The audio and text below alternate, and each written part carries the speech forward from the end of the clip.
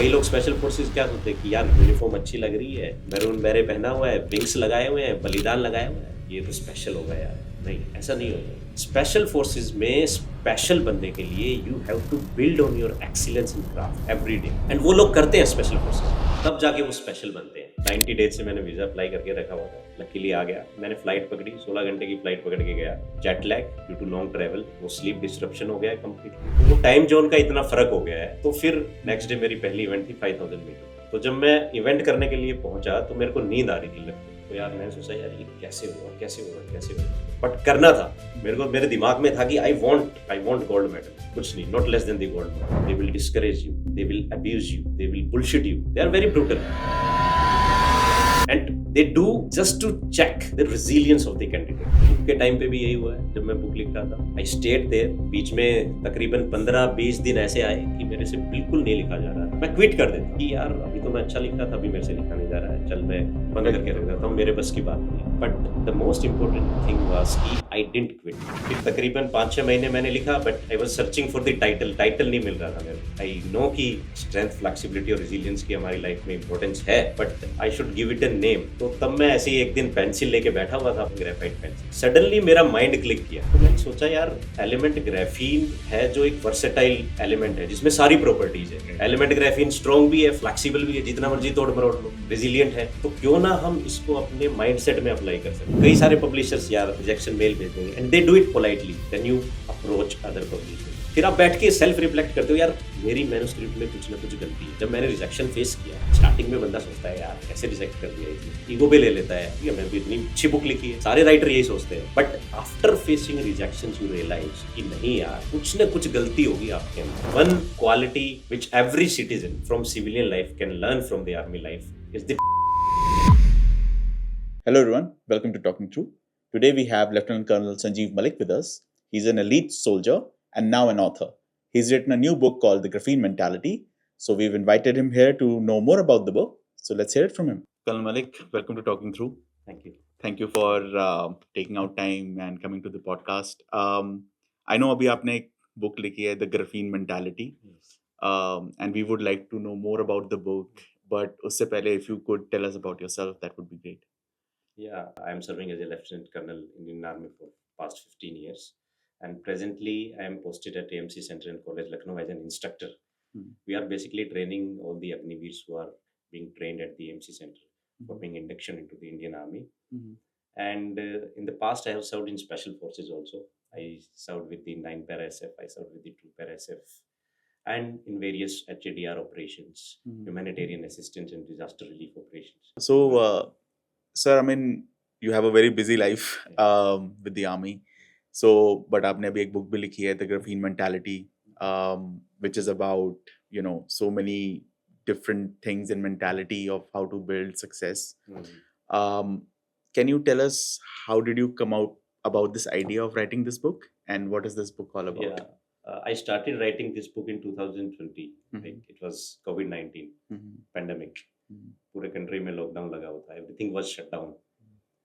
सो उस टाइम पे we were all inside and we were doing everything from inside home. जो हम workout बाहर कर रहे थे वो सब घर के अंदर से कर रहे थे। मीटिंग्स ऑनलाइन हो रही थी, जूम आ गया था, मतलब everything was, I mean it was a kind of a change, complete change. Routine नहीं था, it was a sort of disruption, complete disruption. तो उस टाइम पे मैंने रियलाइज किया, जब घर के अंदर बैठे हुए थे और हम सब अपने कामों में बिजी थे, सो आई स्टार्टेड राइटिंग कि यार ये मतलब it's not a normal life, it's a different kind of life. इसके बारे में मैं लिखना स्टार्ट करता हूँ। And it was not an easy life, like day to day life was very difficult.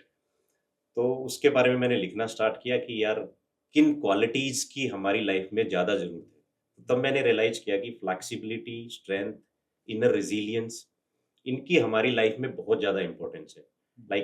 like we have IQ, talent, skill, ये सब हमारे अंदर होती हैं, but at some stage of life we need mental resilience, strength, flexibility, I mean to navigate the setbacks and challenges. उस time पे आपकी IQ, talent और skill ये सब काम नहीं आता है। तो तब मैंने रियलाइज किया यार चलो यार इनके बारे में लिखते हैं, like we need these values to succeed in life and to make a meaningful life. तो तब मैंने स्ट्रेंथ, फ्लेक्सिबिलिटी और रेजिलियंस के बारे में लिखना स्टार्ट किया। फिर तकरीबन 5-6 महीने मैंने लिखा, but I was searching for the title नहीं मिल रहा था मेरे को। तो यार क्या नाम क्या दूँ मैं इसको? आई नो कि स्ट्रेंथ, फ्लेक्सिबिलिटी और रेज़िलियंस की हमारी लाइफ में इम्पोर्टेंस है, but I should give it a name. तो तब मैं ऐसे ही एक दिन पेंसिल लेके बैठा हुआ था, अपना नॉर्मल पेंसिल जो हम लिखने के लिए यूज़ करते हैं, ग्रेफाइट पेंसिल। सडनली मेरा माइंड क्लिक किया, लाइक इट वाज़ 2020, मैं पेंसिल को ऑब्ज़र्व कर रहा हूँ। मेरा माइंड सडनली चला गया 2004 में। I was in 12th class 2004 में। उस टाइम एलिमेंट ग्राफीन डिस्कवर हुआ था। मतलब साइंटिस्ट ने ग्रेफाइट पेंसिल से स्क्रैप करके माइक्रोस्कोप में एलिमेंट ग्राफीन को डिस्कवर किया। तो मेरे को 2004 की वो वाली बात याद आ गई जो एलिमेंट ग्राफीन की डिस्कवरी की, strongest flexible and resilient material discovered, and it's a wonder element used in different kind of industries. तो मैंने सोचा यार, एलिमेंट ग्राफीन है जो एक वर्सेटाइल एलिमेंट है जिसमें सारी प्रॉपर्टीज है, ठीक है, स्ट्रॉन्ग भी है, लाइक स्टील भी स्ट्रॉन्ग होता है बट फ्लेक्सिबल नहीं होता ना steel. Right right. Element graphene strong भी है, फ्लेक्सिबल भी है, जितना मर्जी तोड़ मरोड़ लो, रेजिलिएंट है। तो क्यों ना हम इसको अपने माइंडसेट में अप्लाई कर सकते हैं। Like we can take this element beyond the industries into the psychology. इसकी जो प्रॉपर्टीज है वो हमारे माइंडसेट में डेवलप कर लें, इसको एक स्पेसिफिक माइंडसेट में डेवलप कर सकते हैं एलिमेंट ग्राफीन की प्रॉपर्टीज को। तो वहीं से मैंने द ग्राफीन मेंटालिटी का जो कॉन्सेप्ट है वो डेवलप किया कि यार मैं ग्राफीन मेंटालिटी के बारे में लिखूं। कि कई बार क्या होता है कि हम अंदर से स्ट्रॉन्ग है, ठीक है, स्टबर्न है, बट उससे काम नहीं चलता है लाइफ में, ठीक है, we need flexibility, we need resilience. तो फिर ग्राफीन मेंटालिटी, मैं सोचा ग्राफीन मेंटालिटी के बारे में लिखता हूँ, और फिर वहीं से मैंने लिखना स्टार्ट किया। तकरीबन 2 या 3 साल लग गए मेरे को पूरी बुक लिखने में। 2022 टू 23 के अराउंड मैंने फिनिश कर दिया था। उसके बाद 2 years of editing and re editing, और फिर जाके जो फाइनल शेप है बुक की, ग्राफीन मेंटालिटी की, वो आई 2025 में बुक रिलीज हुई है। लास्ट मंथ ही रिलीज हुई है बुक 2025 में। तो I am feeling very excited about it कि यार फाइनली जो एक मैंने प्लान किया था, एक विजन था मेरा कि इस टॉपिक के ऊपर लिखूंगा, कोविड में जो मैंने प्लान किया था वो एग्जीक्यूट हो गया। मतलब I can see in front of my eyes की ग्राफीन मेंटालिटी बुक आ गई है मार्केट में, and people are really liking it. जो मेरे क्लोज रिलेटिव्स हैं, जो मेरे फ्रेंड्स हैं, जो आपके इनिशियल एडॉप्टर्स और इनिशियल रिव्यूवर्स होते हैं किसी भी कॉन्सेप्ट के, या एंटरप्रेन्योरशिप में भी ऐसा ही होता है, कोई प्रोडक्ट आ गया तो उसके इनिशियल एडॉप्टर्स होते हैं। ऐसे ही बुक में भी होता है कि आपके जो इनिशियल रीडर्स होते हैं वो बहुत मैटर करते हैं कि whether they are liking the book और नॉट। तो मेरे पास अभी पिछले 2-3 हफ्ते से मैसेजेस आ रहे हैं, ऑलमोस्ट 40-50 जो रीडर्स है मेरे इनिशियल रीडर्स, उन्होंने पर्सनली मेरे को मैसेज किया कि सर क्या बुक लिखी है आपने, मतलब it is so inspirational and it's based on a totally new concept, like graphene mentality. हम एटीट्यूड की बात करते हैं, हम हार्ड वर्क की बात करते हैं, हम स्मार्ट वर्क की बात करते हैं, लेकिन एक ऐसा कंप्लीट माइंडसेट जिसमें सारी क्वालिटीज, ठीक है, तो वो उसके ऊपर ये बुक है ग्राफीन मेंटालिटी। लेट्स सी क्या रिस्पॉन्स रहता है रीडर्स का। No, no, I'm very sure. First of all, congratulations on releasing the book. और बहुत लंबा सफर रहा आपका बुक रिलीज करने तक। बट आपने मिराक्युलसली 5 गोल्ड मेडल भी जीते थे कोलंबिया में world medicine and health games में। सो वहाँ ग्राफीन मेंटालिटी का क्या रोल था? नहीं, बिल्कुल, ये जो मेरे एक्सपीरियंसेस हैं, स्पेशल फोर्सेस में सर्व किया, वर्ल्ड मेडिकल गेम्स में रिप्रेजेंट किया एज ए डॉक्टर इंडिया से, और फर्स्ट टाइम किसी डॉक्टर ने पहली बार 5 इवेंट में पार्टिसिपेट किया था और 5 में गोल्ड मेडल आया, ठीक है। जब आप उस इवेंट में पार्टिसिपेट करने जा रहे हो, and I was going for the first time, तो you are competing against the elite athletes, ठीक है, वो ओलंपिक लेवल का नहीं है, बट मेडिकल ओलंपिक्स, बाहर के जो डॉक्टर्स हैं, यूरोपियन और African doctors, they are extremely fit, आप उनके अगेंस्ट कॉम्पीट कर रहे हो, तो उसमें माइंडसेट तो चाहिए ही चाहिए। और कोलंबिया में गेम्स हो रहे थे, ठीक है, मैं फ्लाइट पकड़ के गया यहाँ से, 18 घंटे की फ्लाइट थी, ठीक है, वीजा मेरा लास्ट दिन आया। पहले तो visa as a normal citizen we face so many problems, visa मेरा लास्ट डे मेरा वीजा है, ठीक है, 90 डेज से मैंने वीजा अप्लाई करके रखा हुआ था, लकीली आ गया। मैंने फ्लाइट पकड़ी, 16 घंटे की फ्लाइट पकड़ के गया, ठीक है, jet lag due to long travel, तो स्लीप डिसरप्शन हो गया है कम्प्लीटली। गया, यहाँ पे रात थी, वहां पे गया, वहां पे भी रात चल रही है, ठीक है, तो वो टाइम जोन का इतना फर्क हो गया है, वहां जाके नींद, मतलब जब आपका जेट लैग हो जाता है तो नींद में काफी प्रॉब्लम हो जाती है टाइम जोन चेंज होने की वजह से। तो फिर स्लीप डिप्राइव्ड था मैं, जब नेक्स्ट डे कंपटीशन था, नेक्स्ट डे मेरी पहली इवेंट थी 5000 मीटर। तो जब मैं इवेंट करने के लिए पहुंचा तो मेरे को नींद आ रही थी, मतलब 2-3 घंटे पहले, इवेंट स्टार्ट होने से पहले आई वाज फीलिंग स्लीपी। तो यार मैंने सोचा यार ये कैसे होगा, कैसे होगा, कैसे होगा? I mean I was feeling energy less completely, no motivation, but करना था। मेरे को, मेरे दिमाग में था कि आई वांट गोल्ड मेडल, कुछ नहीं, not less than the gold medal. तो मेरे को अपने जो प्रोबेशन जो मैंने किया था, पैरा का प्रोबेशन 2011 में, तब भी मेरे साथ ऐसी सिचुएशन आई थी। प्रोबेशन में हमें 40 km रूट मार्च करना होता है विद 20 kg बैकपैक। तो तब भी मेरे लिगामेंट टियर था, ठीक है, दोनों नीज में, बट किसी तरह कर लिया। तो आपने अगर पास्ट में कोई भी एक हीरोइक चीज की है तो यू रिकलेक्ट दैट, ठीक है, ड्यूरिंग चैलेंजिंग टाइम्स, यार मैंने पहले ये चीज की थी तो I can do this also. तो फिर मैंने वहां बैठ के ये सोचा कि यार मैंने जब पैरा प्रोबेशन कर लिया, 40 किलोमीटर का रूट मार्च कर लिया, तो I can run this event also after being sleep deprived for 48 hours. मैंने 2-3 कॉफी पी, स्ट्रॉन्ग कॉफी, ठीक है, भगवान का नाम लिया, बोला चल भाई स्टार्ट हो जाओ। वही पैरा प्रोबेशन वाली जो मेंटेलिटी है, पैरा ट्रूपर्स वाली मेंटेलिटी, कि ठीक है कोई नहीं, whatever the situation just accept it, embrace it and just let it go. Resilience, तो you can't develop resilience in one day. मेरी आर्मी में ट्रेनिंग हुई है, पैरा में की है, स्पेशल फोर्सेस के साथ सर्व किया, तो it takes time to build resilience. तो ये जितने ज्यादा मेरे एक्सपीरियंसेस हुए हैं पैरा में, स्पेशल फोर्सेस में, वो रेजिलियंस मेरे को गेम्स में, मेडिकल गेम्स में काम आई। तो फिर तो कुछ नहीं है कि एक बार मेंटली स्ट्रांग होना है आपको, ठीक है, फिजिकली आप कितने ही एग्जॉस्ट हो रखे हो, अगर आप मेंटली स्ट्रांग हो, माइंडसेट आपका ठीक है, तो आपका एटीट्यूड अपने आप अच्छा होता है, you suddenly start feeling energetic, ठीक है। तो मेरे अंदर सडनली वो एनर्जी आ गई, I was sleep deprived, but इतनी ज्यादा एनर्जी आ गई कि मैं जब वो इवेंट स्टार्टिंग लाइन पे था, तो आई वाज फीलिंग कॉन्फिडेंट कि यार I can do it, I can do it. तो जब रेस स्टार्ट हुई तो फिर तो पता ही नहीं लगता कब फिनिश हो गया, आप वो फ्लो जोन में चले जाते हो, कब स्टार्ट हुई कब फिनिश हुई। तब मेरे को यही याद है, बस रेस स्टार्ट हुई थी और फिनिशिंग लाइन याद है, मैं फर्स्ट आ गया था। जो सेकंड एथलीट था वेनेजुएला का, वो ही was almost 100 metre behind me. तो वो मैं ये कहना चाहता हूँ कि ये माइंडसेट जो है ना, माइंडसेट बहुत मैटर करता है, ठीक है। आपने अगर माइंडसेट डेवलप कर रखा है तो देन आपकी जो एक्सपर्टीज और जो स्किल लेवल है, जो आपका क्राफ्ट कॉम्पिटेंस है, वो चीजें थोड़ा सा सेकेंडरी हो जाती है। यस, क्राफ्ट, स्किल, एक्सपर्टीज ये सब चाहिए, बट द मोस्ट इम्पोर्टेंट कि जिस दिन आपकी इवेंट है, on your D day, what is your mindset, आप किस माइंडसेट से वो अप्रोच कर रहे हो उस चीज को। अगर आपका माइंडसेट ठीक है तो आपको वो चीज जरूर मिल जाएगी, यू विल बी सक्सेसफुल, तो that is very important. So sir, army में ये रेजिलियंस के कॉन्सेप्ट को और माइंडसेट के कॉन्सेप्ट को, इसको कैसे सिखाते हैं, और सिविलियन लाइफ में इसको कैसे इम्प्लीमेंट कर सकते हैं? माइंडसेट और resilience day to day level में आपका स्टार्टिंग मॉर्निंग से स्टार्ट हो जाता है। The best thing I like about army is कि it builds discipline into your daily routine, everyday routine. It starts from 5:30 am.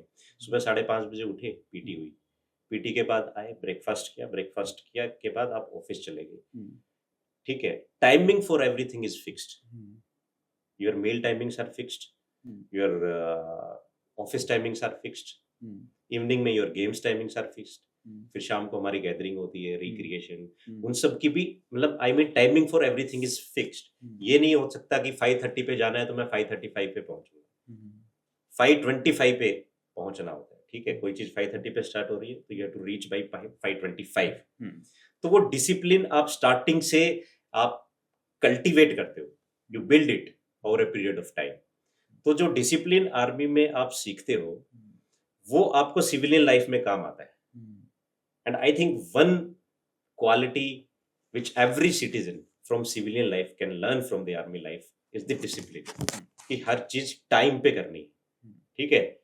अपनी हेल्थ का ध्यान रखो, फिजिकल वर्कआउट करो, उसके लिए टाइम निकालो, डिसिप्लिन। अपने ऑफिस का काम करो, उसके लिए टाइम निकालो, उसके लिए डिसिप्लिन चाहिए। फैमिली के लिए टाइम निकालो, ठीक है, 1-2 घंटे फैमिली के साथ टाइम स्पेंड करना है, उसके लिए टाइम फिक्स करके रखो कि मैं ये टाइम अपना फैमिली के टाइम के साथ स्पेंड करूंगा।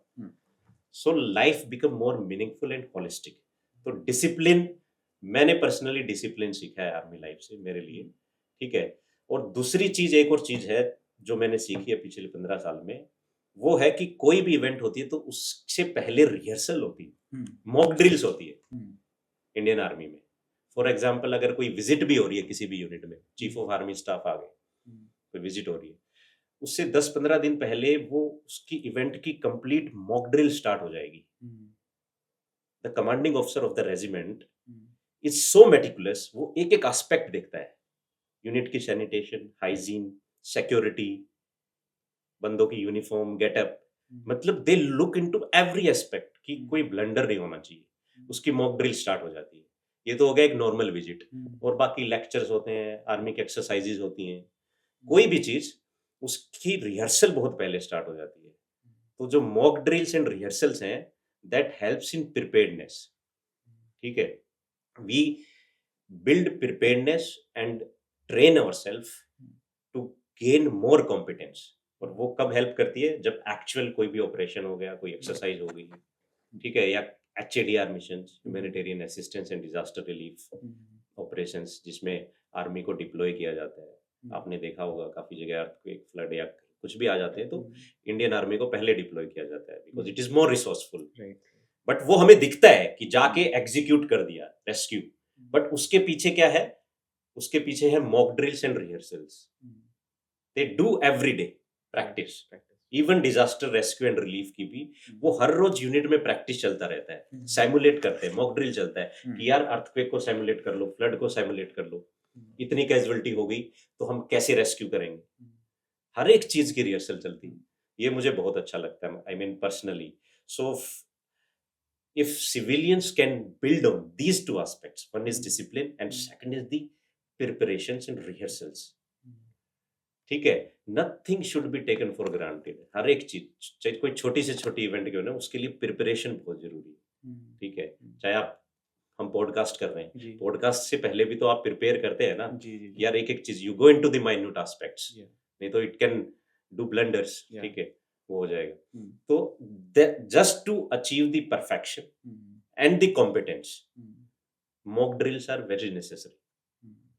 तो इस एस्पेक्ट पे हमें काफी फोकस करना चाहिए, चाहे वो किसी भी सेगमेंट में हो, citizen, doctors, engineer, civilian, bureaucracy, lawyers, entrepreneurs, ठीक है। For everybody discipline and the mock drills rehearsal before the actual event, वो that is very important, right. And आपने अभी डिसिप्लिन की बात की, मॉक ड्रिल की बात की, एंड मैंने आपकी बुक में भी पढ़ा, आपने डिस्ट्रैक्शंस के बारे में भी लिखा। डिस्ट्रैक्शन, सो उस डिस्ट्रैक्शन से कैसे मैनेज करना चाहिए to keep your discipline going? या डिस्ट्रैक्शंस बहुत ज्यादा मैसिव हैं and it's a big challenge आज के टाइम पे। मेरे को लगता है पर्सनली, आप कुछ भी कर रहे हो, ठीक है, घर में कुकिंग कर रहे हो, वर्कआउट कर रहे हो, रनिंग कर रहे हो, ड्राइविंग कर रहे हो, ठीक है, you are not focused on your task. Mind में कुछ ना कुछ चल रहा है at the back of your mind, ठीक है। या तो आप प्रोफेशनल ग्रोथ के बारे में सोच रहे हो, या फिर डोमेस्टिक प्रॉब्लम्स या चैलेंजेस कुछ है, उनके बारे में eight the back of your mind कुछ ना कुछ चल रहा हो। तो ये बहुत बड़ा कारण है। और मेरे को पर्सनली लगता है कि digital distraction, it's a big challenge and it's the biggest cause of the distraction. Digital जो है, डिजिटल डिवाइसेस, हमारा फोन देख लो, स्मार्टफोन देख लो, स्मार्टफोन में इतनी सारी एप्स है, इतना नोटिफिकेशन है, ठीक है, कुछ ना कुछ भी काम कर रहे हो and you can't escape it, it has become a necessary evil. Notification आनी ही आनी है, ठीक है। कई बार इंपॉर्टेंट चीजें होती है, अगर आपने मिस कर दी तो फिर मुश्किल है, ठीक है। लेकिन अगर सारी नोटिफिकेशंस के आप स्क्रॉल करने लग गए, सो you will not focus on your task.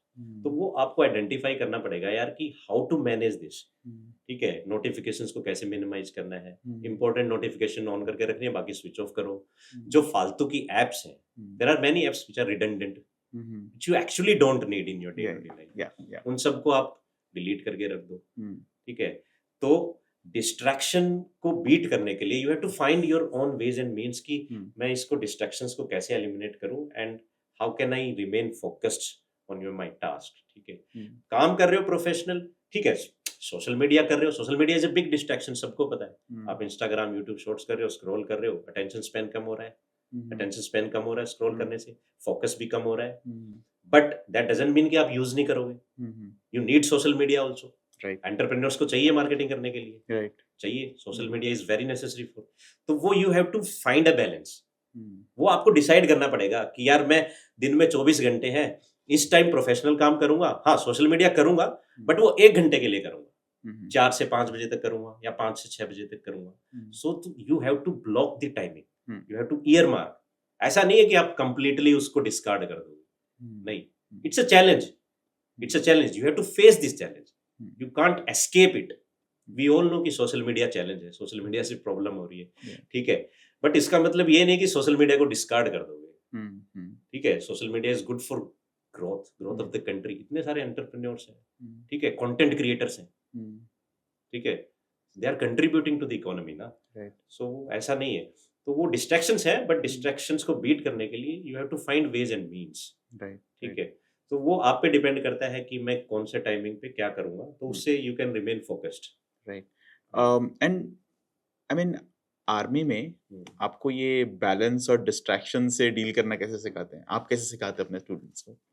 Distractions से डील करने का हम्म। यही है कि हमारा, देखो, सिंपल सी चीज है कि जो चीज होती है कि जिस चीज का टाइम है, मान लो सुबह क्लासेज है मॉर्निंग में, इस चीज का टाइमिंग, तो उस टाइम पे you have to focus on classes only. So उस जो एम्बियंस है, एनवायरनमेंट है, उस टाइम पे we don't allow smartphones during the work hours, कहीं पे भी, चाहे वो क्लासेस हो स्टूडेंट्स की, चाहे वर्क ऑफिसेज हो. हमारे जो ऑफिस कॉम्प्लेक्सेस होते हैं जिसमें कमांडिंग ऑफिसर, एडजुटेंट सब बैठते हैं, जिसमें नॉर्मल रूटीन काम होता है day to day, we don't allow smartphones. First is the security purpose, ठीक है. You can't use social media during time when you are suppose to look after your fitness. Phone use करो, social media use करो, but उसके लिए अलग से time allot करके रखो. फौज में ऑलरेडी रूटीन फिक्स्ड है, आपके पास ऑप्शन ही नहीं है. सुबह पीटी में जाना ही जाना है, कंपलसरी है, तो आप फोन यूज ही नहीं करोगे, आप मिस नहीं कर सकते. I mean there is no option, it is not voluntary, ठीक है. By force you have to go. ये रूटीन ही ऐसे सेट है.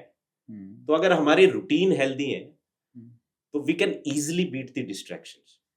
सबसे पहले हमें रूटीन अपने अच्छे डेवलप करने पड़ेंगे, तो हमारी डिस्ट्रैक्शंस, क्रेविंग, जो भी anything which is spoiling our focus, ठीक है, we can eliminate it.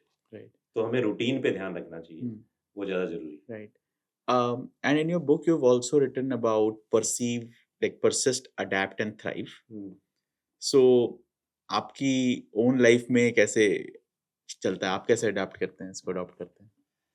Persist, adapt, and thrive is basically all related to the flexibility and the resilience.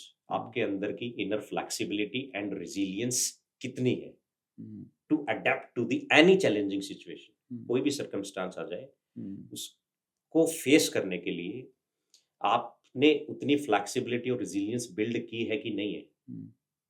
And as I spoke, it can't be sudden, it take months, it takes years to develop, ठीक है, adapt और thrive करने के लिए. तो luckily I have served in special forces. I studied from Sainik School Kunjpura, ठीक है, from 6th to 12th. It's a boarding school. So the environment is totally military. वहाँ पे हमारा मिलिट्री लाइफ सैनिक स्कूल कुंजपुरा से स्टार्ट हो गई. सुबह 5:30 बजे उठते थे, पीटी होती थी, फिर क्लासेस होती थी, शाम को गेम्स होते थे. घर वालों से इंटरेक्शन होता ही नहीं था. साल में 2 बार छुट्टी होती थी, 15 डेज की. हम घर जाते थे, अपने पेरेंट्स वालों से मिलके वापस आ जाते थे. तो चैलेंजिंग लाइफ है. From 6th to 12th we have lived a challenging life, ठीक है. जो मिलिट्री का रूटीन है, we were already accustomed, I mean used to, I was already used to the military life school में ही. तो मेरे लिए उतना मुश्किल नहीं हुआ है. तो अडेप्ट करना, थ्राइव करना, इट ऑल डिपेंड्स ऑन कि आप पहले कितने चैलेंजिंग सिचुएशन में रहे हो, ठीक है. आप नहीं रहे हो, कोई बात नहीं, चैलेंजेस सबके पास आते हैं. You phase one challenge, you adapt, while facing your next challenge it will automatically help, ठीक है. तो वो कितना आपने डिसरप्शन पहले फेस किया है, रूटीन लाइफ का disruption, sleep disruption, work culture disruption, challenges, अगर वो आपने फेस किया है हम सैनिक स्कूल कुंजपुरा में थे, तो हमारा फैमिलीज सुबह से शाम तक स्कूल में ही रहते थे, हॉस्टल में, घर तो जाना ही नहीं होता था। तो आप अपने दोस्तों के बीच में ही रह रहे हो, तो वो एक कंप्लीट कल्चरल शॉक था। Like from first to fifth class we stayed with our family. Directly sixth class में एडमिशन हुआ तो वो एक डिसरप्शन हो गया ना, सीधा कल्चरल शॉक लगा। 5वीं क्लास तक तो हम सुबह स्कूल में जाके शाम को घर आ जाते थे, मम्मी पापा से बात करते थे, यू फील गुड। लेकिन स्कूल में तो ऐसा था ही नहीं। स्कूल में सुबह पीटी, दिन में क्लासेस हुई, शाम को आके फिर इवनिंग गेम्स हो गई, पेरेंट्स से कुछ बात ही नहीं हो रही है, and there were no smartphones. ठीक है, आई स्टडीड इन सैनिक स्कूल कुंजपुरा फ्रॉम 97 टू 2004। उस टाइम पे स्मार्टफोन था ही नहीं, कम्युनिकेट करने का कोई तरीका नहीं है। तो जो हमारी लीव होती थी after 6 month we used to get 15 days leave, तो जो 15 दिन की छुट्टी होती थी उसी में हम घर वालों से इंटरेक्ट करते थे। तो ये अगर आप आज के किसी स्टूडेंट को बताओगे, it's not a routine, it's not a normal thing, it would be a challenge for them. आज के स्टूडेंट को अगर आप सीधे बोर्डिंग स्कूल में रखोगे, and specially after the nuclear families, ठीक है, पेरेंट्स का अटैचमेंट और ज्यादा हो गया है बच्चों से ना, because of the nuclear families, so they can't keep their kids in the boarding school. But मैं स्टार्टिंग से बोर्डिंग स्कूल में पढ़ा हूँ, मेरे को फील होता है कि बोर्डिंग स्कूल में पढ़ने से मेरी ability, my ability to adapt and thrive in any situation has improved significantly. एक तो बोर्डिंग स्कूल में, और दूसरा इंडियन आर्मी में और स्पेशल फोर्सेस में सर्व करने के बाद, क्योंकि चैलेंजिंग लाइफ है यहाँ, नॉर्मल कुछ नहीं है। जो रूटीन है, स्टेटस को है, उससे डिफरेंट है, it's different from the routine life. So you feel confident after facing these challenges, you can handle any sort of challenges, right? तो वो मेरे को बुक लिखने में भी हेल्प किया। जब मैं बुक लिख रहा था तो तो काफी बहुत सारे चैलेंजेस आए थे। आई मीन कई बार ऐसा टाइम आ गया था कि यार कुछ लिखा ही नहीं जा रहा है, एक हफ्ता हो गया and I am not able to write even a single sentence. वो एक होता है ना राइटर्स ब्लॉक, राइटर्स ब्लॉक आ जाता है जी। ठीक है, I was writing I mean 500 words for last 1 week and it was so smooth, flawless, but suddenly a moment came कि यार एक सेंटेंस भी नहीं लिखा जा रहा है, कैसे हो गया, मतलब I was short of ideas. तो वो चैलेंजिंग लाइफ, वो चैलेंजेस आते हैं जब भी आप कुछ करते हो, बट देन फिर आपको एक ही चीज हेल्प करती है कि just stay there, be patient, be persistent, just hang in there, quit मत करो। जो हमें सिखाया जाता है पैरा प्रोबेशन में, एज ए पैराट्रूपर जो सिखाया जाता है स्पेशल फोर्सेस में, कि क्विट नहीं करना है।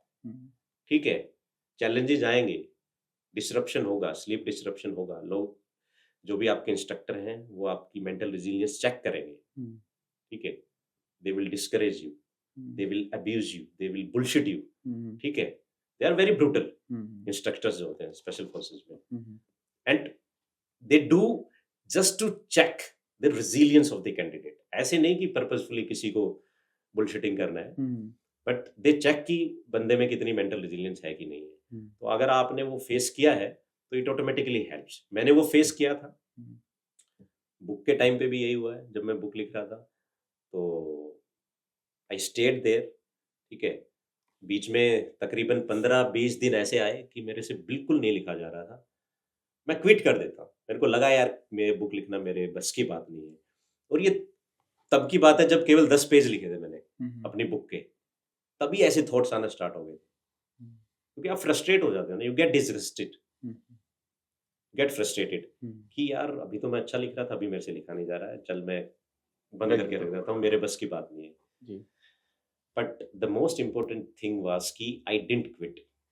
ठीक है, that was the most important thing.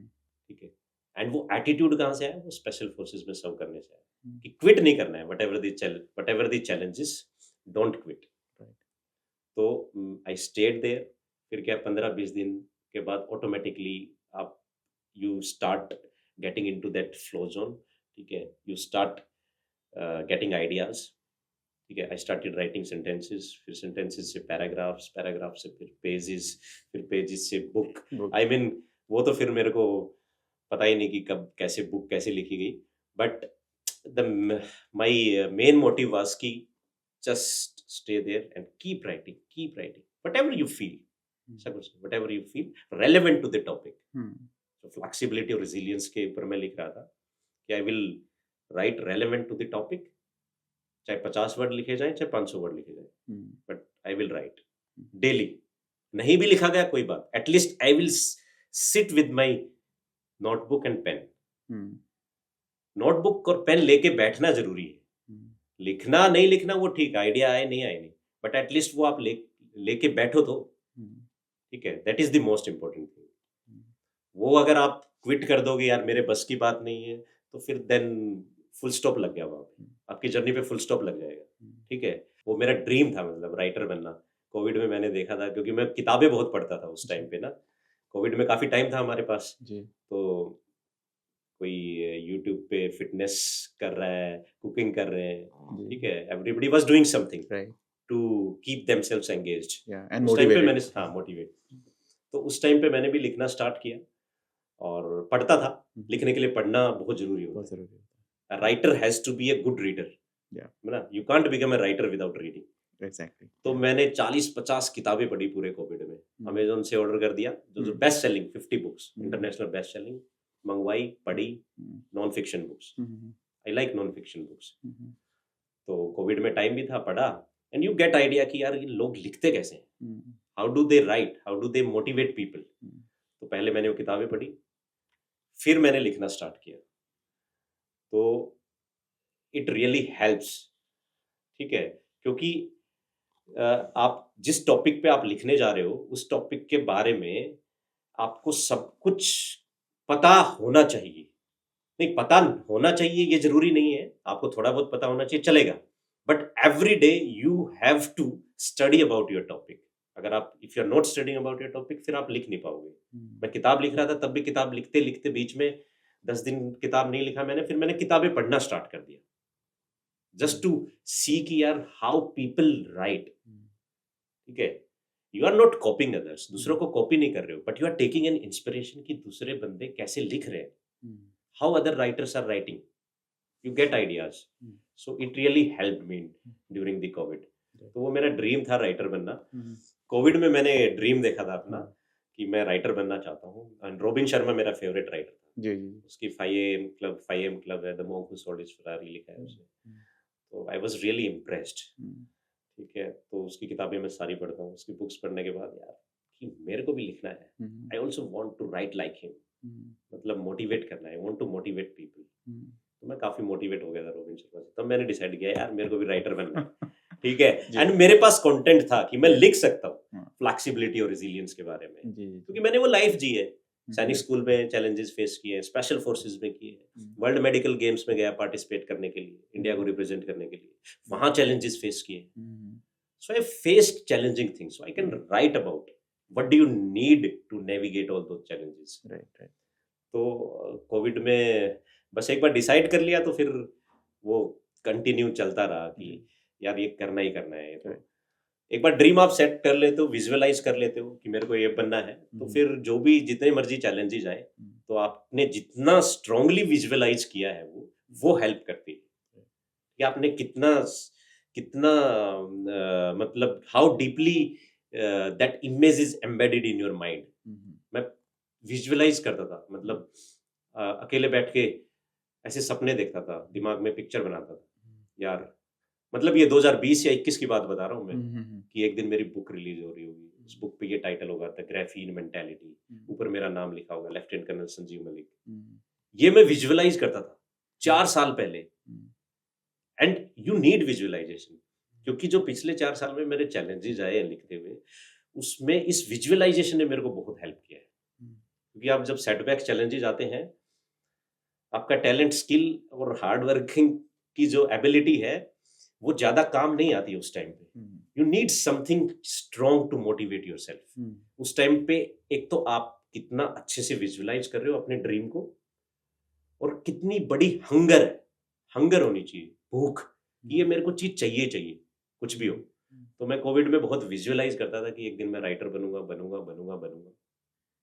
तो उस विजुअलाइजेशन ने मेरे को बहुत हेल्प किया है.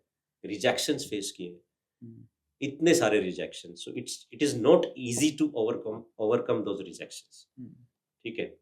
रिजेक्शंस इन द सेंस कि आप ने बुक लिख दी, ठीक है, 2022 बाय 2022 एंड मैंने बुक लिख दी थी। उसके बाद you have to approach publishers. तो पब्लिशर्स आपकी मैन्युस्क्रिप्ट एक्सेप्ट ही नहीं करेंगे जब तक उनको लगेगा कि यार मैन्युस्क्रिप्ट में दम है कि नहीं है। तो मैंने कम से कम भी 25-30 पब्लिशर्स को अप्रोच किया, ठीक है। तो पब्लिशर्स रिप्लाई नहीं करते आधे पब्लिशर्स तो, ठीक है।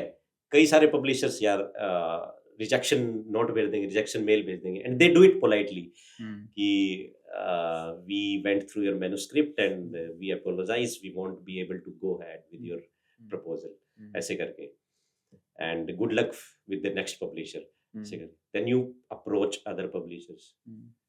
फिर आप बैठ के सेल्फ रिफ्लेक्ट करते हो, यार मेरी मैन्युस्क्रिप्ट में कुछ ना कुछ गलती है। जब मैंने रिजेक्शन फेस किया, स्टार्टिंग में बंदा सोचता है यार कैसे रिजेक्ट कर दिया इसने, ईगो पे ले लेता है, ठीक है, मैंने तो इतनी अच्छी बुक लिखी है, सारे राइटर यही सोचते हैं। But after facing rejections you realise कि नहीं यार, कुछ ना कुछ गलती होगी आपके अंदर, आपके कंटेंट में गलती होगी, ठीक है। I set back, I in isolation, I reflected, I introspected कि क्या गलती है। तब मैंने बैठ के देखा बहुत सारी गलतियां थी मैन्युस्क्रिप्ट में। It took me almost 1.5 years to rectify those mistakes। वो गलतियां ठीक करने में, वो गलतियां मैंने बैठ के ठीक की, एडिटिंग री एडिटिंग से, एक्सपर्ट से कंसल्ट किया कि how to present my idea in better way, examples कैसे बेटर करने हैं, स्ट्रक्चर कैसे बेटर करना है, वो मैंने रिफाइन किया। Then I approach publishers again, ठीक है। मैं रिजेक्शन फेस करने के बाद बैठा नहीं कि यार बैठ गया, ठीक है अब मैं नहीं करूंगा, नहीं। You look inward, you find mistakes with yourself कि क्या गलती है। मिस्टेक्स आपके अंदर ही है अगर आप रिजेक्ट हुए हो। ऐसा नहीं है कि सामने वाला बंदा के अंदर गलती है, नहीं। The other person is assessing you, the mistake is with you. You have to find your mistakes, you have to rectify and then come back again stronger. फिर मैंने दोबारा मिस्टेक अपना रेक्टिफाई किया पूरा मैन्युस्क्रिप्ट में, एंड फिर publishers को approach किया। तो फाइनली जायको ने सेलेक्ट किया वो, ठीक है। बाकी पब्लिशर्स ने भी सिलेक्ट कर लिया वंस मैन्युस्क्रिप्ट वाज रिफाइंड, सृष्टि वगैरह ने और काफी पब्लिशर्स थे। बट जायको ने जैसे ही एक्सेप्ट किया, आई वाज वेरी हैप्पी, ठीक है। उनकी चीफ एडिटर का कॉल आया, फेजी है जायको की चीफ एडिटर, तो मेरे को अभी भी याद है एक दिन उसका कॉल आया कि sir we can go ahead with your manuscript, finally it has come up to a level कि we can proceed with the publication. And it took me almost 2 years after writing the book to reach to that stage कि publishers accept करें अपने manuscript को। तो वो है। So आपने काफी लंबी जर्नी रही आपकी बुक लिखने की और बहुत सारे चैलेंजेस भी रहे, और आपने कई बार स्पेशल फोर्सेस का भी मेंशन किया। So I always wanted to ask this question कि स्पेशल फोर्सेस में जो लोग जाते हैं वो लोग खुद स्पेशल होते हैं या उनको वहां जाके स्पेशल बना देते हैं वो लोग? देखो, everybody is ordinary until and until he or she gets to do extraordinary things, ठीक है, ये फैक्ट है। हाँ, you never know how strong you are until being strong is the only choice you have, something like this। yes there is a quote, तो वो है। so nobody is special starting में, we all are normal ordinary citizens। मैं जब गया था सैनिक कुंजपुरा में पढ़ाई करने, तब मैं नॉर्मल था। उसके बाद आर्मी में गया, नॉर्मल था। पैराट्रूपर बनने के लिए जाते हैं हम, it's an voluntary organization, right? You Yes. volunteer for it, nobody force you to join para special forces। so I can't say कि I was special, yes I had certain qualities, but ये नहीं बोल सकते कि आप special हो। Special आप वहां जाके बनते हो, वहां असेसमेंट किया जाता है आपकी क्वालिटीज हैं कि नहीं है। अगर आप उन क्वालिटीज में फिट हो रहे हो, then they decide whether you are special or not, ठीक है। you can feel, you can decide yourself कि yeah I am special। बहुत लोग होते हैं जो फील करते हैं स्पेशल बट सिलेक्ट नहीं होते, रिजेक्ट हो जाते हैं। 1 out of 10 candidates are selected in special forces probation, ये रेशियो है नॉर्मल। बाकी सिलेक्ट नहीं होते। तो मतलब जो सिलेक्ट होते हैं उनके अंदर कुछ न कुछ तो क्वालिटीज होंगी, team spirit, initiative, fearlessness, resilience. So ये क्वालिटीज आपकी टेस्ट की जाती है। अगर ये क्वालिटीज हैं तो आओ आप, you join special forces, you get maroon beret, you get बलिदान, तो वो आपको मिलेगा। और बात यहीं पे नहीं खत्म हो जाती, ठीक है, आपको प्रूव करना पड़ता है, you have to prove every day after joining special forces also that you are special, special in every aspect, special in fitness, आपकी फिटनेस स्पेशल होनी चाहिए, special in your execution, special in your decision making, special in your approach, special in your mindset, special in your skill, हर चीज में special होना है आपको, तब जाके आप स्पेशल बनते हो स्पेशल फोर्सेस में।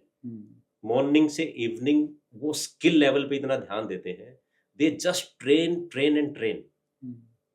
नेविगेशन चल रहा है, पेट्रोलिंग चल रही है, फायरिंग चल रही है, मैप रीडिंग चल रहा है, ठीक है, कोई भी स्किल है, क्राफ्ट कॉम्पिटेंस, सो दे कॉन्सेंट्रेट सो मच, वो स्किल डेवलप करते हैं एवरी डे, ठीक है, वो उनकी स्पेशलाइज स्किल बन जाती है। Everybody special in one skill, कोई डेमोलिशन में स्पेशल है, डेमोलिशन एक्सपर्ट है, आईडी एक्सप्लोजिव लगा के हम स्ट्रक्चर डिस्ट्रॉय कर देते हैं ना, तो वो डेमोलिशन एक्सपर्ट करता है।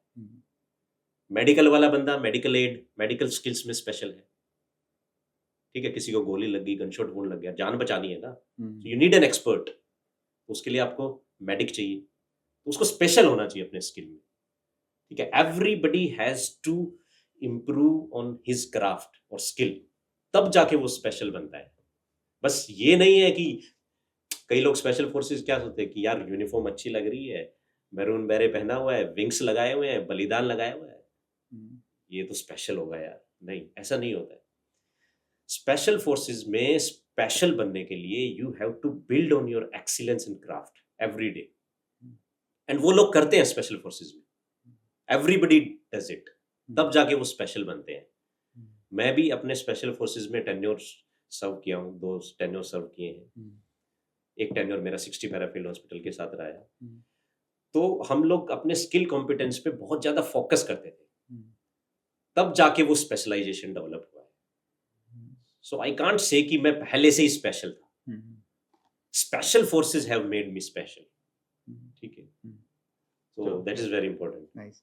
एंड जैसे कभी कभी ऐसी फीलिंग होती है ना कि यू गेट ओवरवेल्म्ड और you are overpowered with any distraction और फेलियर, रिजेक्शन, जैसे आपके बुक राइटिंग में हुआ।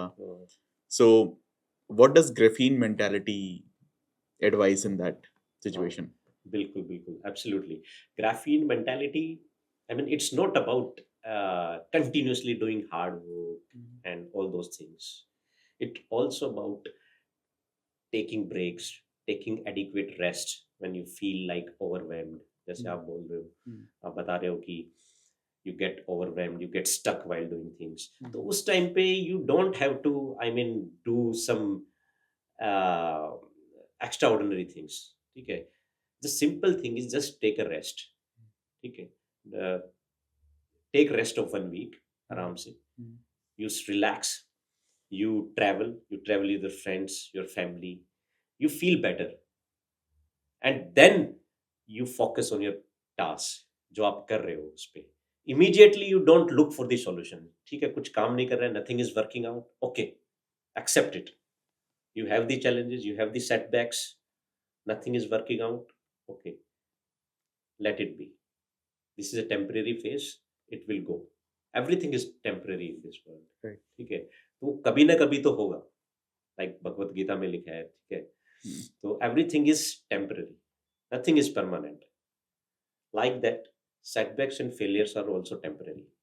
तो वो एक दिन नहीं तो एक महीना, एक साल लगा लो, कभी ना कभी तो आप फेलियर से ओवरकम करोगे ना। The only thing is you have to be patient and stay there with calm, आराम से, कि मैं क्विट नहीं करूंगा, ठीक है, I will not relinquish it, I will not discard my pet project और मिशन, जो भी मेरा है ऑब्जेक्टिव, मैं उसको क्विट नहीं करूंगा, कुछ भी चैलेंजिंग हो, कितना ही ओवरवेलमिंग फील क्यों नहीं कर रहा हूं मैं ब्रेक ले लेता हूँ, रिलैक्स कर लेता हूँ अपने आप को, but I will not quit it, ठीक है। तो आप छोटे मोटे ब्रेक्स लो, लाइक ग्राफीन मेंटालिटी में मेरा एक चैप्टर है, protecting the graphene mentality, it's a section, protecting the graphene mentality. तो उसमें मैंने 3 स्ट्रेटजी बताई हुई है कि जब भी आप स्ट्रगल करते हो कुछ अचीव करते time, you feel overwhelmed, so you can use these 3 strategies. पहला है take a break, जो मैंने अभी बताया, ठीक है. Travel with the friends or family, go to the islands, mountains, beaches, do thrilling activities, relax करो and then come back, take a break. Second है heal through your family, you communicate. Communication is very important with your family, with your close friends. Don't stay silent. If you are feeling overwhelmed, it will kill you if you don't communicate, if you don't share. वो share करने से mind हल्का हो जाता है. It get emptied of your negative thoughts. आप कैसे भी शेयर कर सकते हो, ठीक है. राइटिंग से शेयर कर लो, किसी से कम्युनिकेट करके शेयर कर लो, पेंटिंग करके शेयर कर लो, but it has to come out of your mind. That sharing is very important. Share with your family. And third बताया, हायर अ काउंसलर. अगर इन दोनों से भी काम नहीं चल रहा है, some people are very hesitant और शाई ऑफ शेयरिंग, ठीक है. एंजाइटी है, डिप्रेशन है, बट शेयर नहीं करेंगे अपने फ्रेंड्स और फैमिली से, क्योंकि टैबू है ना. It's a taboo in our society. They don't share it, ठीक है. तो वो लोग क्या कर सकते हैं, काउंसलर हायर करो, ठीक है. Hire a counsellor, hire a trusted counsellor oblique mentor. There are plenty of them and they will be willing to help you. तो ये जो टैबू है ना, ये टैबू इज वेरी डेंजरस. जो साइकेट्रिक इलनेसेस का टैबू है कि किसी को एंजाइटी हो रहा है, कोई स्ट्रेस में है, कोई डिप्रेशन में है, तो ही और शी कांट शेयर इट. ये हमारी सोसाइटी में टैबू है, and that's why people are not sharing it, ठीक है. People should share it. There is no harm और no damage to the self respect और self esteem while sharing your thoughts, ठीक है. While sharing your state of mind, जो भी है. आप एंजाइटी में हो, स्ट्रेस में हो, डिप्रेशन में हो, शेयर करो. शेयर करने से यू विल फील बेटर. मैं खुद जब बुक लिख रहा था तो डिप्रेशन में चला गया 10-15 दिन के लिए, लिटरली, क्योंकि रिजेक्शन पे रिजेक्शन आए जा रहे हैं. कोई मतलब every publisher was rejecting, manuscript select नहीं हो रही थी. तो आप किसके साथ शेयर करोगे, ठीक है. मैं तो अपनी वाइफ के साथ शेयर करता था. When you share you feel better, ठीक है. शेयर करके मेरे को लाइट फील होता था. And then used to write again, ठीक है. तो ये सब challenging, overwhelming, failure, setback, it's a part of normal life. सबकी लाइफ में आते हैं, आपकी लाइफ में आते हैं, मेरी लाइफ में, सबकी लाइफ में आते हो. बट द पॉइंट इज कि how are you handling those challenges. अपने पेरेंट्स, फैमिली, क्लोज फ्रेंड्स, इनके साथ पक्का शेयर करना है. Don't be a solo warrior कि मैं अकेला ही संभाल लूंगा सब कुछ. नहीं, ऐसा नहीं होता है. हमारा 1200 सीसी का brain, it has limited capacity. Human mind, it has limits to endure challenges, failures. It has limits to process emotions, ठीक है. तो उसको हमें ज्यादा स्ट्रेच नहीं करना चाहिए. लाइक एलिमेंट ग्राफीन की भी लिमिट है. जो ग्राफीन मेंटालिटी है, एलिमेंट ग्राफीन से कॉन्सेप्ट डिस्कवर किया. Element graphene has limits. ऐसा नहीं है कि आप इसको जितना मर्जी स्ट्रेच कर लोगे इसको कुछ नहीं होगा. एलिमेंट ग्राफीन नहीं, स्ट्रॉन्ग है ये, बट फ्लेक्सिबल भी है, रिजिलियंट भी है. बट वो नहीं बोल सकते कि लिमिटलेस रेजिलियंस है. लिमिटलेस कोई कॉन्सेप्ट ही नहीं है. It's a float concept. पता नहीं मार्केट में लोग क्यों सेल कर रहे हैं. Nothing is limitless. Limitless power, limitless, nothing is limitless. Everything has limits. तो वो यू हैव टू आइडेंटिफाई कि यार मेरी लिमिट क्या है. हाँ, ये लिमिट क्रॉस हो रही है, so I should sit back and relax, don't exert. वो आइडेंटिफाई करना जरूरी है. नहीं तो क्या होगा, मेंटल ब्रेकडाउन हो जाएगा. You will collapse. आपके ड्रीम्स सब कुछ कोलैप्स कर जाएगा, ठीक है. So identifying that limit is very important कि यार ये मेरी लिमिट क्रॉस हो रही है, इससे ज्यादा मैं अपने आप को स्ट्रेस नहीं करूंगा, ठीक है. I will take break, I will relax and then I will start doing my work. तो वो ज्यादा जरूरी है, identifying your limits and the threshold. And everybody has different. दूसरे से कंपेयर नहीं करना. यार वो बंदा तो 20 घंटे काम कर रहा है, that person is doing working for 24 hours, I am working for 4 hours. तो कंपेयर नहीं करना है. किसी का 24 घंटे का लिमिट है काम करने का, किसी का 4 घंटे का. Everybody has different thresholds and limits. वो आपको आइडेंटिफाई करना पड़ेगा, and according to your limits you work. I am very happy and glad कि आप जैसे एक एलीट सोल्जर ने लिमिट की बात की एंड बताया भी है कि कैसे उसके साथ डील करना है. So, and another thing I wanted to ask you is about this concept of burning out. Yeah. चाहे आप किसी स्टूडेंट से पूछिए या कोई बहुत डिफिकल्ट एग्जाम देने वाला है Yeah. या कोई बहुत डिफिकल्ट प्रोजेक्ट कर रहा है या कोई Yeah. बहुत ही टेक्नोलॉजिकली एडवांस्ड कंपनी बना रहा है, हाँ. तो उनके अंदर ये बर्नआउट की फीलिंग आने लगती है धीरे धीरे धीरे धीरे, आप थकने Yeah, लगते हो. yes, सो absolutely. उसके लिए ग्राफीन मेंटालिटी क्या कहती है? Absolutely. Burnout की फीलिंग आती है. Whenever you are doing everything, ठीक है, whenever you are doing anything on everyday basis, वो रिपीटेशन हो रहा है ना, तो it doesn't become exciting. It gets monotonous after some time. Starting में कोई भी आप चैलेंजिंग चीज कर रहे हो, आपको इंटरेस्ट आता है. कोई बिजनेस कर रहे हो, कोई प्रोडक्ट आपने लॉन्च किया है, आप पॉडकास्ट स्टार्ट कर रहे हो, यू आर राइटिंग समथिंग, ठीक है, सो इट बिकम्स एक्साइटिंग, आपके पास आइडियाज आते हैं. बट हर रोज सेम चीज कर रहे हो, इट बिकम्स बोरिंग. वो बर्नआउट होगा ही होगा, बोर्डम आएगा ही आएगा, ठीक है. बट जैसे मेरे बुक में मैंने मेंशन किया है एक चैप्टर में, the path to stardom goes through the boredom. वो बहुत इंपॉर्टेंट है. जब आपको बर्नआउट होता है, जब बोर्डम होता है, जब मोनोटोनस होती है लाइफ, जस्ट रिमेंबर कि यार it's a part of normal life. It's a routine that everyone has faced. चाहे वो कितने से कितना बड़ा सुपरस्टार क्यों ना हो, माइकल जॉर्डन हो, मोहम्मद अली हो, सचिन तेंदुलकर हो, कोई भी हो, उसने ये इस स्टेज से गया है. उसने बोर्डम फेस किया है, तब जाके वो स्टार बना है, ठीक है. तो बर्नआउट होगा, बोर्डम होगा, तो आपको वो उस टाइम पे जस्ट आपके अंदर कितनी हंगर है, कितना आपने विजुअलाइज किया हुआ है, और कितना आपका ऑब्जेक्टिव पे फोकस है. आपका जो फाइनल ऑब्जेक्टिव है उस पे फोकस है कि नहीं है, ठीक है. ये बीच का पार्ट है, आपका ऑब्जेक्टिव फोकस है कि नहीं है. हम बोलते हैं ना कि यार, कभी हम ये बोलते हैं कि यार प्रोसेस पे फोकस करो, आउटकम पे फोकस मत करो.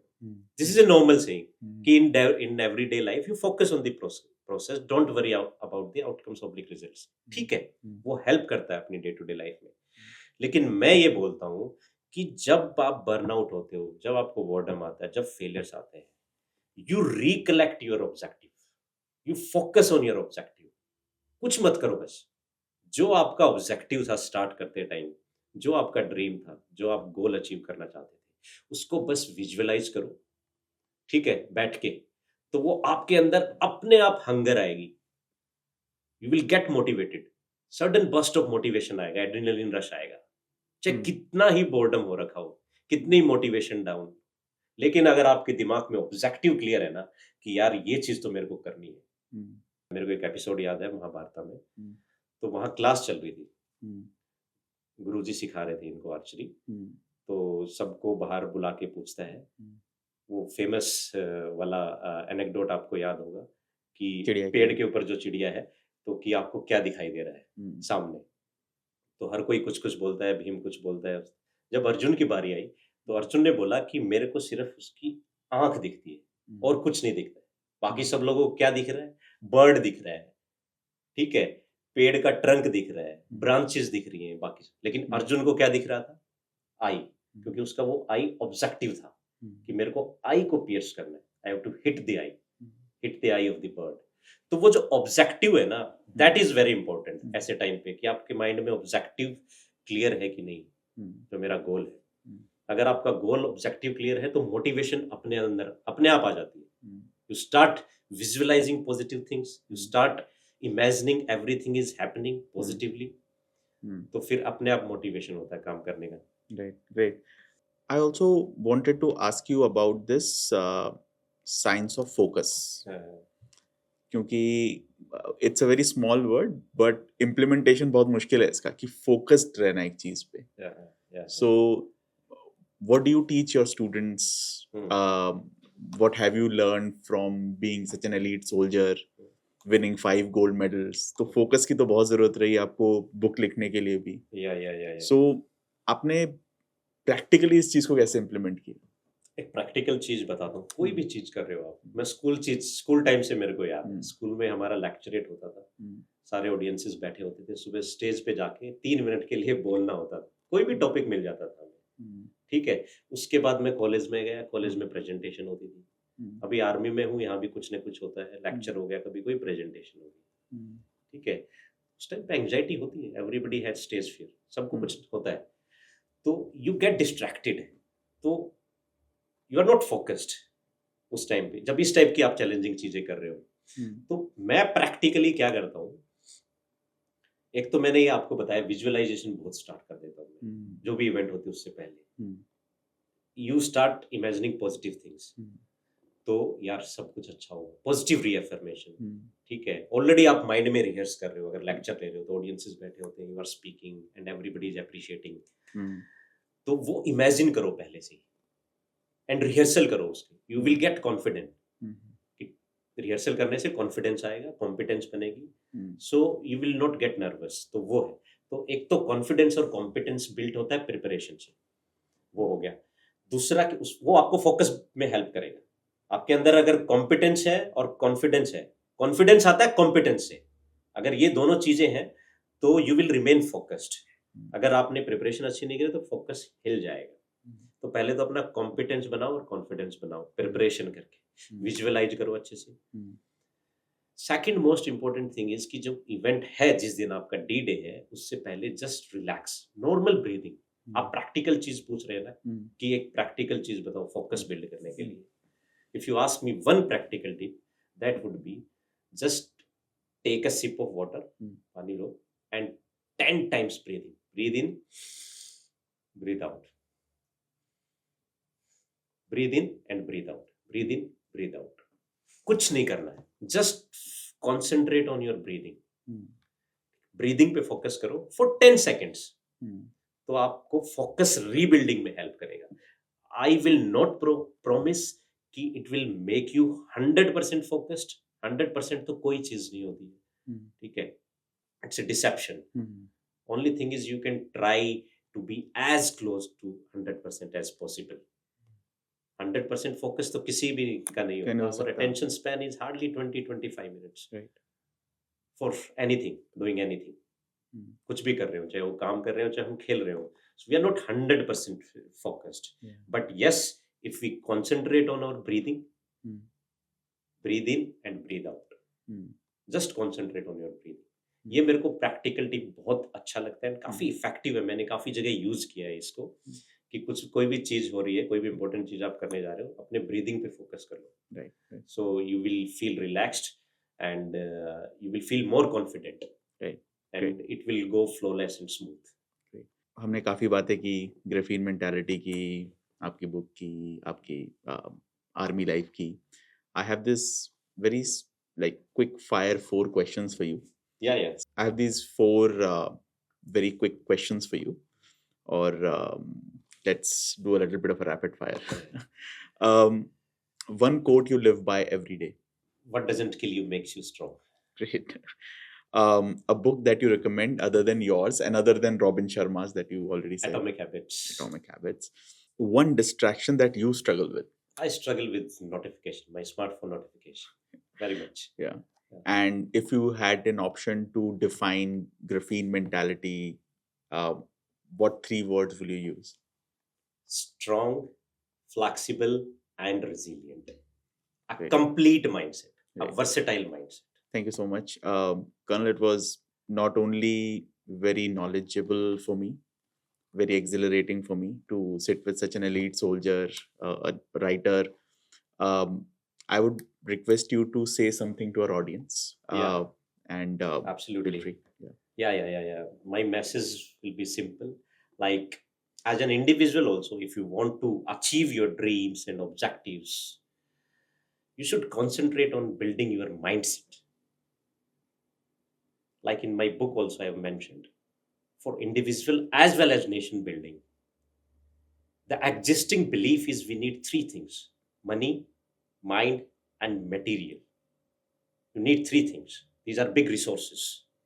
I say something is more relevant and more significant than these 3 things, and that is mindset.